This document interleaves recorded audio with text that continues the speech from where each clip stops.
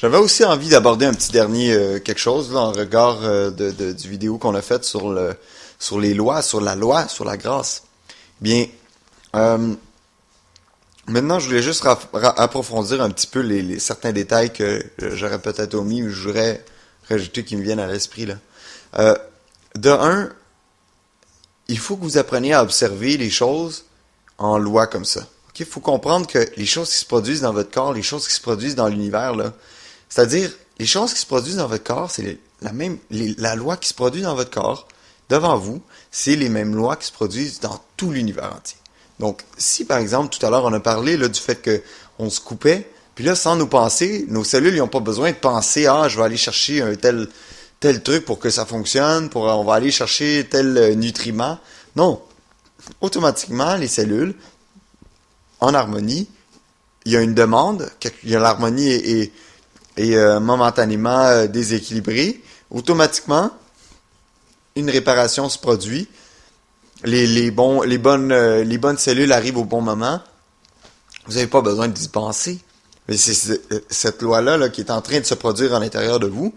Vous la voyez simplement, pas parce qu'elle a eu, il y a 36 millions de milliards d'années, un gros Big Bang qui a fait qu'au début, Dieu était là, puis après ça, c'est free for all, tout se produit n'importe comment, n'importe quand, selon des lois anarchiques. Non, ça fonctionne pas comme ça. Le fait que votre corps se produit, c'est pas parce que votre cerveau fait ça, puis blablabla. C'est parce que la grâce est là présentement. Puis ce qui produit comment on appelle ça? Cette santé-là, qui est en train de reproduire cette santé-là, cet équilibre, c'est la même chose qui se produit partout dans l'univers, là. Vous coupez un verre de terre en deux, qu'est-ce qui se passe? Lui aussi, même chose. Les parties vont se refaire, même ça va faire 2 verres de terre, il va partir, tu sais. Ils vont partir chacun de leur côté. Je pense qu'on peut faire 4 verres de terre avec un seul, là, je pense. Mais tout ça pour dire que le fait qu'on le voit dans les verres de terre, qu'on le voit dans ici, il n'existe pas de lois qui existent, par exemple, qui sont effectifs dans la nature, puis qui sont pas effectifs pour nous. Ça n'existe pas, ça. C'est de la fabulation de croire ça, que des lois existent pour des places dans l'univers, puis ici, ils n'existent pas. Tu sais, non. Toutes les lois de l'univers existent ici, maintenant, dans ce moment même. Donc, ça veut dire que vous avez la boîte de Pandore dans vos mains, là. Ça veut dire que autour de vous, selon votre niveau de conscience, vous avez la possibilité de comprendre les plus profonds secrets de l'univers. Ça prend pas un télescope qui va regarder à des milliards d'années-lumière pour aller voir ça. Il suffit simplement de se rendre compte quelles sont les lois qui se produisent dans votre corps, quelles sont les lois qui se produisent autour de vous. Hein? Puis, on se rend compte que les lois qui sont là, c'est que quand il y a un besoin, il est automatiquement rempli, que dès qu'il y a un déséquilibre, un nouvel équilibre est fait avec les moyens du bord, et que l'univers n'arrête pas de produire plus de ressources, plus de besoins, il n'arrête pas de répondre abondamment il n'arrête pas de répondre abondamment aux demandes par une surabondance de ressources. Il fait pas juste une pomme qu'on va se séparer en 46 000 humains sur Terre. Il va produire pour chaque arbre des millions de pépins pour la vie de chaque arbre. Tu sais, puis c'est la même chose qui se produit dans l'univers. C'est incroyable là, qu'est-ce qui va se produire. Puis c'est pour ça qu'on peut se demander, est-ce qu'il va y avoir une fin à cet univers-là? Probablement que non. Probablement qu'il n'y a pas eu de Big Bang. Donc, si on s'en tient à ça, le fait que il y a toujours eu, ça se produit depuis tout le temps, il n'y a pas eu une grosse explosion de matière, puis là, c'est la même matière qui s'éparpille partout dans l'univers, là. Ce qu'on est en train de voir, c'est la création de ressources sans arrêt. La création sans arrêt de surabondance de ressources, puis d'équilibre sans arrêt, là. Donc, probablement que cet univers-là a toujours existé, puis il va toujours exister. Il y aura toujours plus à découvrir, toujours plus de secrets. Mais tout ça pour dire que les lois qui sont effectives dans votre vie, sont effectives, sont à votre portée, vous pouvez les observer. Et c'est ce qu'on voit moi, ce que je trouve magnifique dans une rose. Ok, je suis pas vraiment orienté vers les roses. J'ai jamais trouvé que les fleurs étaient plus belles que d'autres fleurs.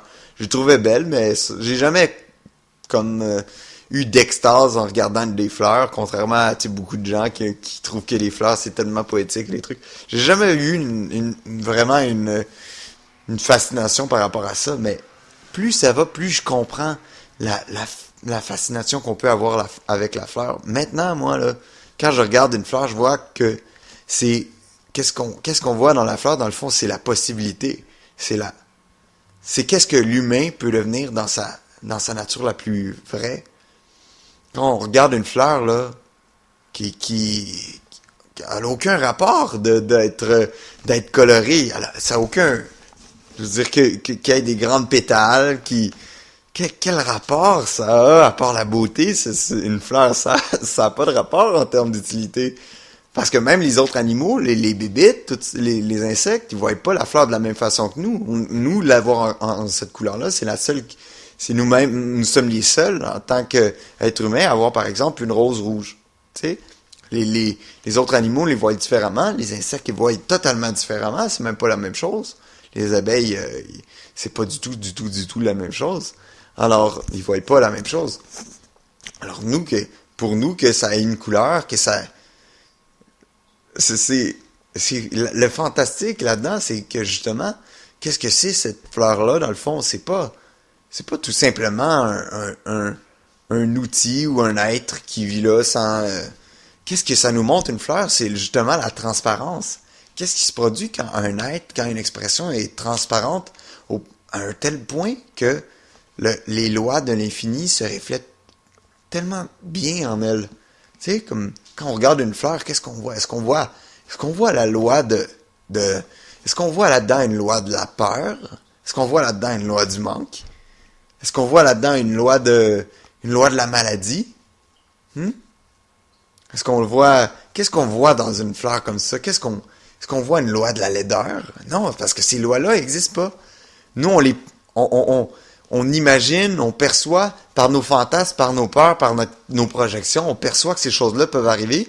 Puis parce on craint ces choses-là, on produit de la laideur, des manques, des trucs en tout genre. Mais qu'est-ce que la fleur nous apprend? C'est que l'être humain, a une destinée beaucoup plus grande, qui est une destinée que quand il vit sous la grâce, sa manifestation est d'une beauté, d'une pureté, d'une grâce. Puis qu'est-ce qu'on apprend là-dedans? C'est que l'être humain ultime est un être d'une élégance, puis d'une beauté. Il est un être qui est soutenu par la vie, par l'intelligence. C'est un être qui connaît une santé qui est fortement supérieure à ce qui est expérimenté dans le monde. C'est un être qui ne manque de rien. Alors, et cette fleur-là nous apprend ça sur nous-mêmes. Mais tant qu'on est comme j'ai dit tout à l'heure, là, que ces lois-là nous sautent aux yeux du moment qu'on comprend qu'on n'est pas dans on n'est pas dans ce corps-là, là. Ce corps-là, là, c'est une des myriades de manifestations qui se produisent par ma présence en tant que loi, par ma présence en tant que grâce, en tant qu'intelligence, en tant que vie, par ma présence en tant que conscience ultime. Puis c'est qu'est-ce que vous êtes? Vous êtes la conscience absolue. Le corps qui apparaît maintenant, c'est seulement une conséquence dans le temps qui apparaît après le mental, qui est projeté par le mental, ainsi que toute son expérience, mais vous existez avant comme cause première hors du temps et de l'espace, puis qu'est-ce qui se produit dans le temps? Un corps, un ci, un ça, plein d'expériences, plein de choses qui se mélangent, puis tout ce que vous mettez dans le mental, tout ce qui est cru comme croyance, ben, est projeté à l'extérieur de vous dans votre expérience. Mais du moment que vous réalisez les lois de la vie, okay, que vous regardez ça, que vous comprenez qu'une loi, c'est une loi. Ça veut dire que c'est vrai partout, indéfiniment, universel. Okay, c'est une loi universelle. Quand vous êtes témoin de choses qui vous déplaisent ou qui sont négatives ou qui sont tristes ou choquantes ou désagréables, demandez-vous, est-ce qu'il y a une loi qui supporte ça? Et souvent, la majorité du temps, il y a pas de loi qui supporte ça. Et donc, ça n'a pas de pouvoir. Ça n'a pas de pouvoir sur votre vie. Ça peut pas venir.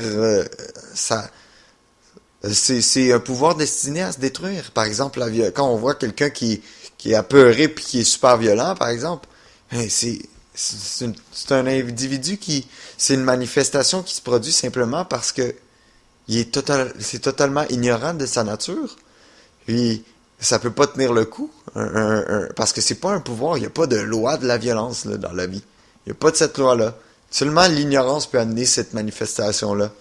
Puis, quelqu'un qui réalise ça, qu'il y a seulement un pouvoir dans l'univers, puis que ce pouvoir-là, c'est le pouvoir qui donne à la fleur sa beauté, son intelligence, sa pleine expression, son abondance, sa santé. Seulement à ce moment-là, quand quelqu'un réalise cette vérité-là, il comprend que le pouvoir de la vie est celui-là, le pouvoir de la grâce est unique, puis que tous les autres pouvoirs qui sont perçus sont pas des pouvoirs, puis ils n'ont aucun pouvoir ils n'ont aucun pouvoir sur la grâce de votre vie. OK? Si vous êtes ancré dans cette grâce-là, dans cette réalisation-là, il n'y a aucun pouvoir qui est perçu à l'extérieur de vous. OK? Même s'il y avait une bombe atomique qui était lancée sur votre maison, disons, ben, la bombe atomique exploserait quelque part d'autre, ou quelque chose se passerait, mais il n'y a rien d'un pouvoir extérieur à cette grâce-là peut vous atteindre. OK? Seulement ce qui est loi peut avoir un pouvoir dans votre vie, puis cette loi-là, c'est la pleine expression, l'abondance, puis la beauté. Donc, et ça, c'est la divine intelligence, là. Donc, apprenez à regarder, vous comprendre que vous n'êtes pas dans votre corps. Prenez un temps dans votre méditation, comprendre que vous n'êtes pas dans votre corps, que tout ça, tout ce qui est là, c'est comme si vous aviez jeté une pierre dans l'eau, puis les ronds dans l'eau qui se produisent, ben, apparaissent sous des formes diverses comme le corps. Okay? À ce moment-là, vous allez comprendre, en voyant ça, que les lois qui se produisent dans votre corps, comme à l'extérieur, dans la loi d'abondance, quand vous voyez toutes ces choses-là, là, comme que les fermes soient pleines de blé, que les eaux soient pleines de poissons, que qui arrêtent pas d'avoir plus de nourriture, ben, et de ressources dans la planète.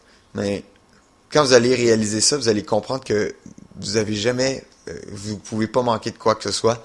Et dans votre vie, de tous les domaines de votre vie, OK, pour répondre à ce type d'expression qui est l'expérience humaine, ben, de la même façon, la grâce se supporte et entraîne une évolution harmonieuse dans votre vie à tous les niveaux.